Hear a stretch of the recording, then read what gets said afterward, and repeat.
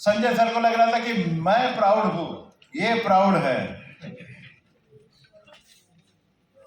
फफूंद पता है? फफूंद, फंगस पता है?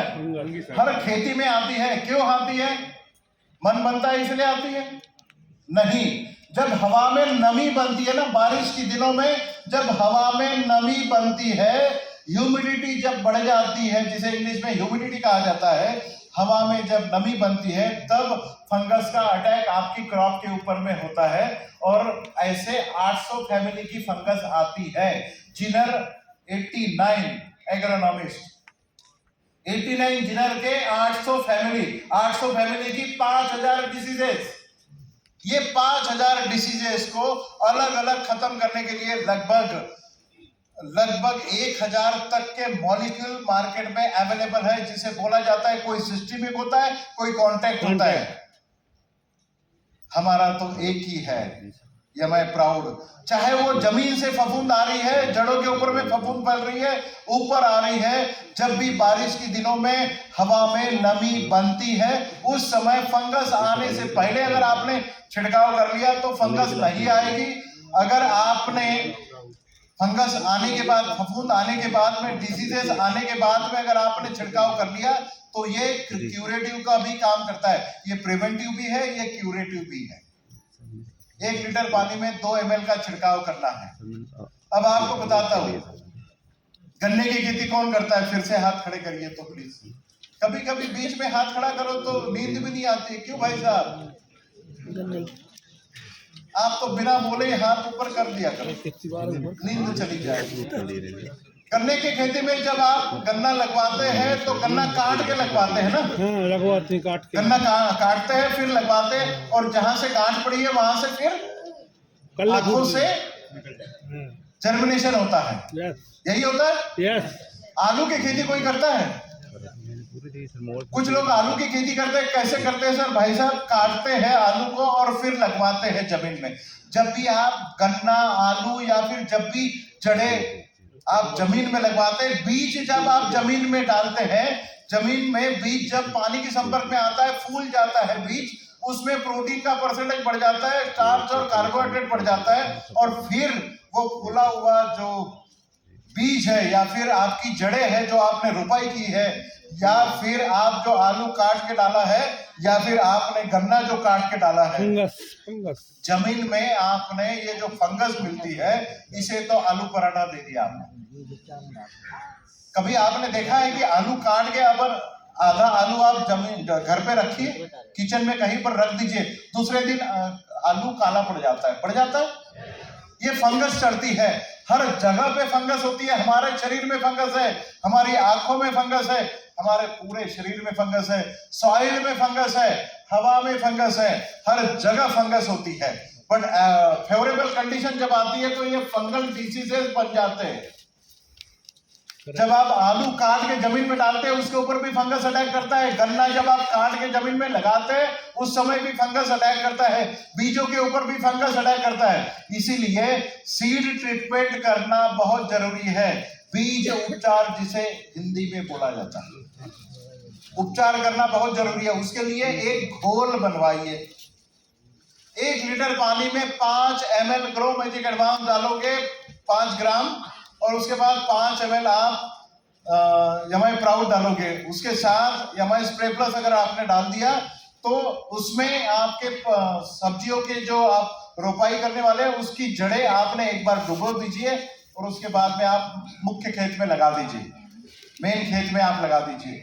जड़ों के ऊपर में फंगस नहीं आएगा। इसी तरीके से गन्ने की खेती की ट्रीटमेंट करनी है, और इसी सॉल्यूशन से आलू की ट्रीटमेंट भी करनी है।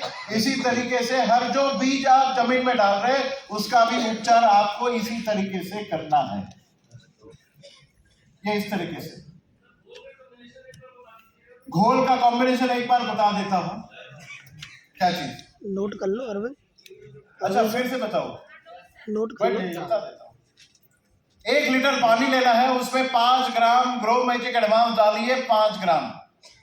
उसमें आपने 5 ml यमाई प्राउड डालना है, 5-5-1 या 1-5-5।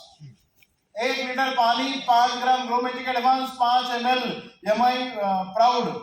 उसमें एमआई स्प्रे प्लस लिया तो चलेगा, नहीं लिया तब भी चलेगा।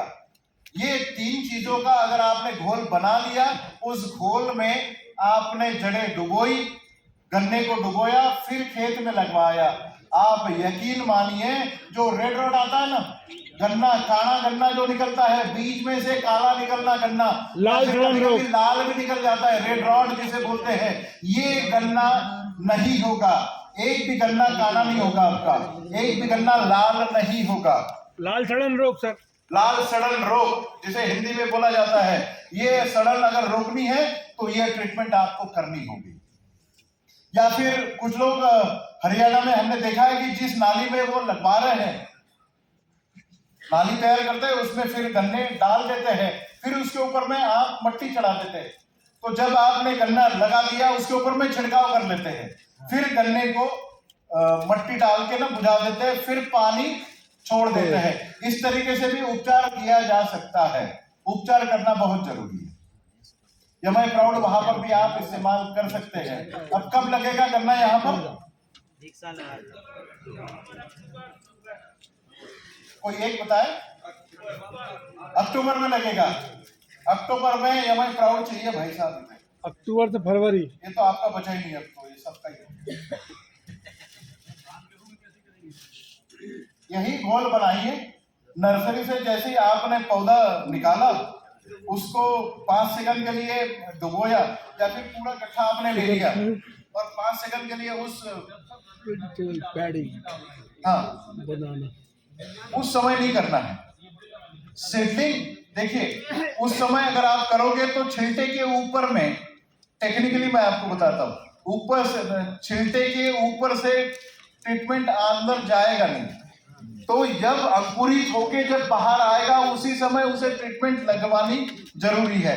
इसलिए सीडलिंग जब आप अंदर डालते हो, लगभग थायरम वगैरह लगा के ही बीज आते हैं आजकल, बट वो अगर आपने जमीन में डाल दिया तब तो कोई दिक्कत नहीं। बट सीडलिंग जब आप जमीन में डालते हैं, जब पौधा खड़ा होने की पोजीशन में होता है, 7-8 दिन उसे लगते हैं, उस समय उस जड़ों के ऊपर में फंगस लगने के चांसेस ज्यादा होते हैं। और जिस खेती में फंगस है, उस खेती में तो लगता ही लगता है। इसीलिए सीडलिंग ट्रीटमेंट ज्यादा प्रॉफिटेबल है रादर देन कि आप सीड का ट्रीटमेंट करें। पर्टिकुलरली धान की खेती में मैं आपको बता रहा हूँ।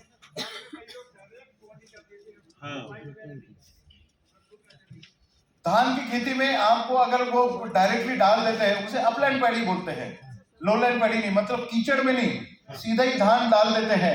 तो पहला जब पानी आपका आएगा, जब आप पानी दोगे, तो आप जमीन से एमआई प्राउड दे दीजिए, ग्रोमेजिक एडवांस के साथ में आप जमीन से दे दीजिए।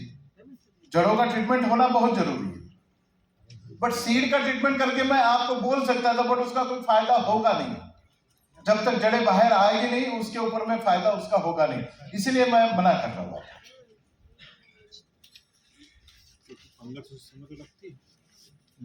एमआई सिट्रा